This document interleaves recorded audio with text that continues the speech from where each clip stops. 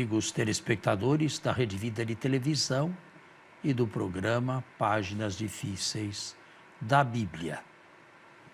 Bom dia. Por favor, comece. Padre Fernando, bom dia a você que nos acompanha.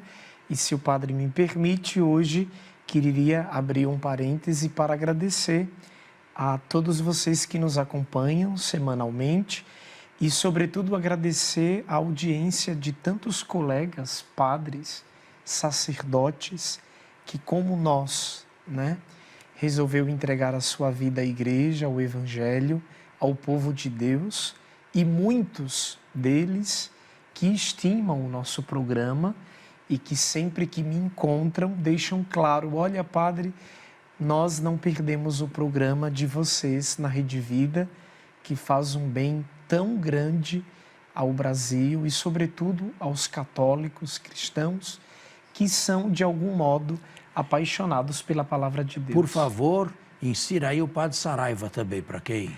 É o nosso programa que ordinariamente vai ao ar todos os domingos, das 7h30 às 8 da manhã. Sempre ele é reproduzido no Facebook da própria Rede Vida, mas também no Facebook do Padre Saraiva e YouTube. Bem como também no canal do YouTube, além do Facebook, também do YouTube, tanto do Padre Saraiva quanto aqui da nossa Rede Vida de televisão. Fica aqui o nosso muito obrigado. E voltamos ao tema tão antigo e tão atual da criação. Olhando o primeiro capítulo, Padre, há sempre uma palavra imperativa de Deus. Deus disse e a coisa aconteceu, E num dado momento, o autor sagrado, ele começa a descrever, por exemplo, o firmamento, o universo. E aí ele começa a falar sobre o universo, sobre as águas.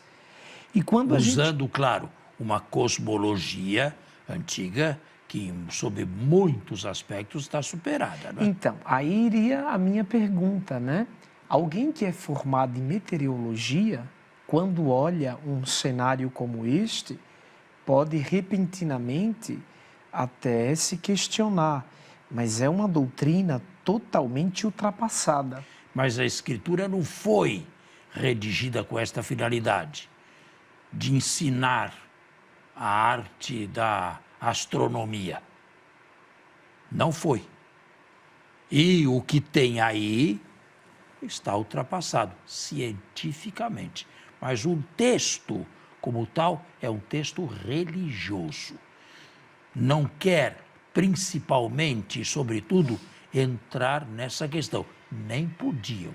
O que eles conheciam do universo naquela ocasião, naquela época? Bem pouco. Nós hoje conhecemos pouco. Imagina eles. Sim. No passado, A cosmologia, é claro que está ultrapassada. Porém, a intuição é válida. Deus está por detrás de toda esta beleza. Os cientistas se encantam com o universo, que não é divino. Se encantam com a beleza, com a regularidade, com as leis físicas imutáveis. Olha, tudo isto é um fruto de acaso? De certo que não, claro que não. Inteligentemente podemos dizer, como se dizia na época pré-socrática, que eram átomos que caíam num espaço infinito, num tempo infinito, e caindo se entrechocavam uns com os outros até formar isto aqui? Mas de onde proveio essa lógica e essa coordenação? Pois é, do mundo pré-socrático, da escola atomista. Sim, então eu digo, mas ainda que recorramos a ideias como estas... Que possibilidades temos, matematicamente falando, que esses átomos, se encontrando casualmente, dessem um universo como esse que nós temos. Tão harmônico, Tão harmônico e tão lógico. Quais são as possibilidades matemáticas disso? Nenhuma. Ou se aceita o Criador, ou se aceita a infinitude do ente criado, ou do ente, a infinitude. Porque do nada, nada provém. Exatamente. Até que a própria logística da criação, imaginada numa atmosfera religiosa, e que carrega um quê de ingenuidade, mas que tem que ser levado a sério, chega ao cume da criação, que é a criação do homem. Você deixe de lado a ingenuidade e vá ao centro, o que o texto quer mesmo transmitir. O que ele queria transmitir é que Deus está por trás de tudo o que nós chamamos planeta ou universo. Sim.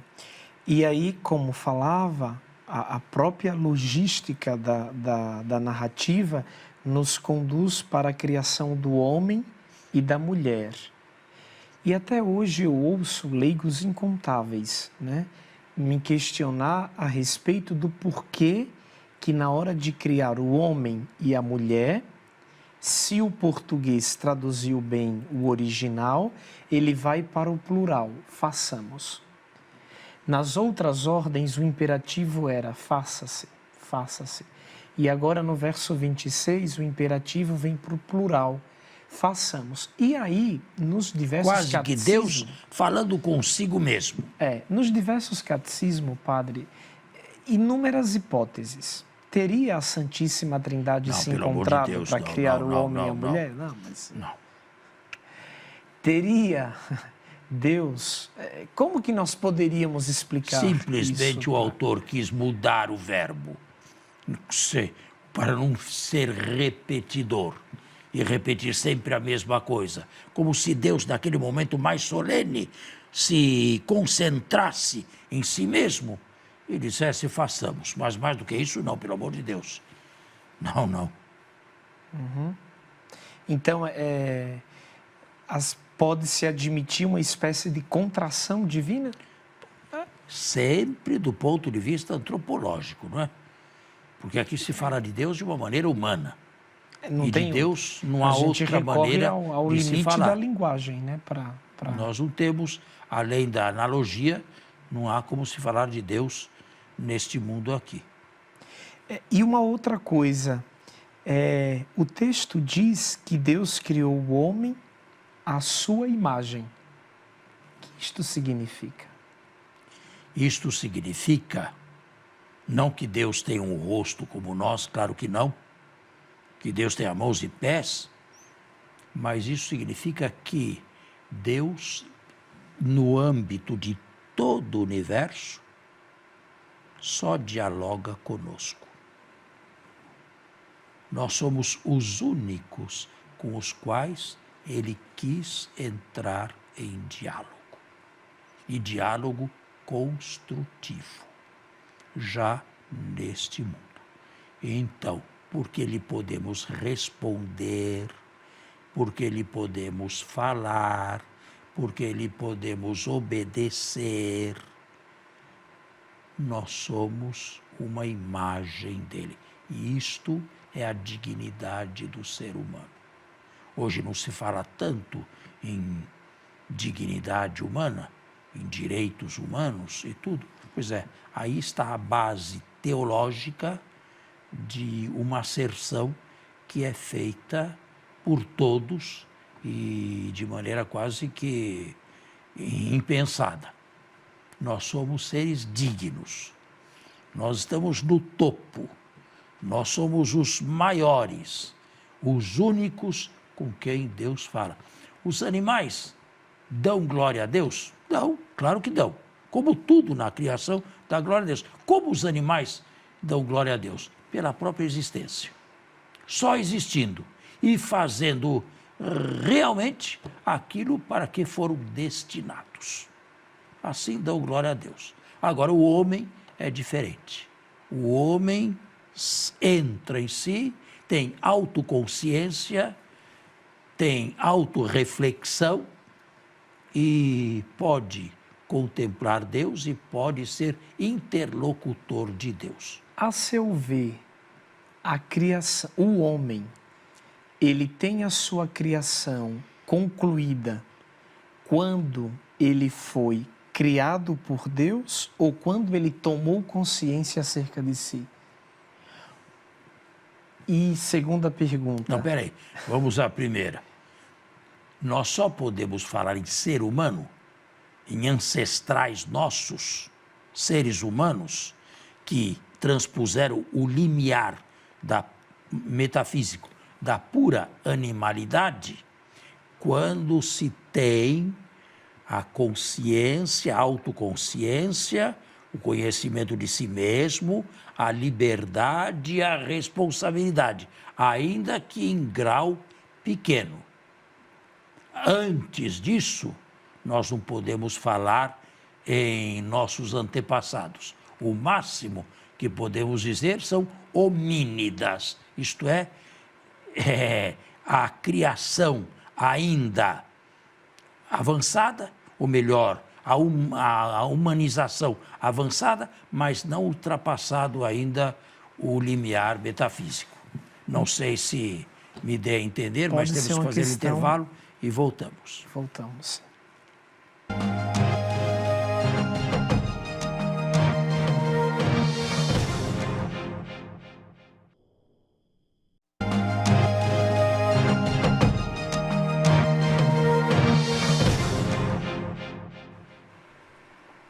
Muito bem, estamos de volta. Falávamos no outro bloco sobre o limiar da progressão humana, né? Eu lhe fiz uma pergunta, se Deus havia criado o homem. E sim, ele criou o homem. Mas a pergunta é, a criação, ela se efetivou como tal por ato do homem existir biologicamente ou por ocasião da sua tomada de consciência e de liberdade? Não, peraí. Antes do ser humano, já havia esse planeta aqui.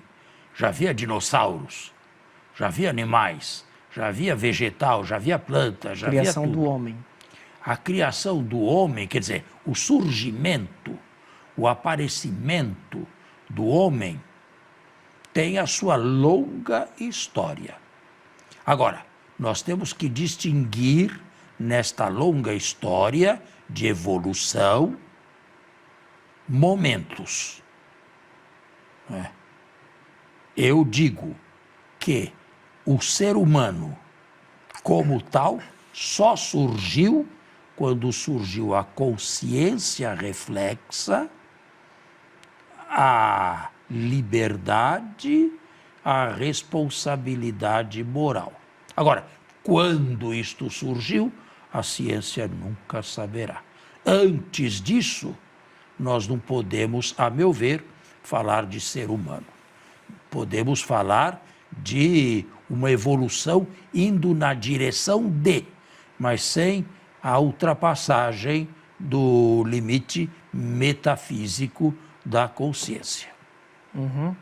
Aqui nesse primeiro capítulo... Olha, isto aqui é interessante do ponto de vista científico também, porque existe uma estimativa muito elevada. Sabe o que é isso? Sabe o que é estimativa? Um sentido interno. Sim. Muito elevado de animais superiores que esteja ou que tenha estado em paralelo com uma consciência reflexa ainda em embrião. Morfologicamente, não deviam ser tão diferentes, mas o limiar metafísico já tinha passado. Porque senão, não seriam ancestrais nossos. E que não conseguiram ultrapassar o limiar. Se não conseguiram, né? São homínidas, são os macacos. Por exemplo, tem a teoria, por exemplo, Darwin fala muito no princípio da coletividade, né? Do viver em comunidade, né? Que é isso que deu também ao homem a capacidade de evoluir. Bom, mas se bem que o texto talvez não queira entrar nisso. Ainda no fim deste primeiro capítulo, que de algum modo é continuado no início do capítulo 2, basta o leitor começar a ler o capítulo 2 a partir do versículo 1, vai ver que é uma conclusão do outro capítulo que parece não ter sido concluído, mas ainda nos últimos versículos do capítulo 1, Deus então abençoa e dá uma ordem ao homem, a que ele cresça e que ele se multiplique. O que ele faz até hoje. Exatamente. E aí a gente pisa num terreno, padre, que a Bíblia dialoga com muitas ciências, né, dentro até da própria teologia, e aí entra naquela questão por um lado, do princípio do controle da natalidade, muito presente em países ricos, e por outro lado ainda vivemos aquela coisa de que quem cria é Deus, a gente pode fazer filho. Teria alguma palavra? Não, o texto não diz nada disso. Mas o texto diz crescer e multiplicar. Antigamente, a problemática era ter filhos e não poder. E não o contrário. Hoje não se quer filhos. Antigamente se queriam filhos. E às vezes não se podia ter filhos. De algum modo, essa rebeldia do homem e da mulher modernos contraria o mandamento de Deus? Dentro da consciência de cada um. O concílio tem um texto bonito a respeito da responsabilidade do casal. Quem decide o número de filhos que quer ter é o casal.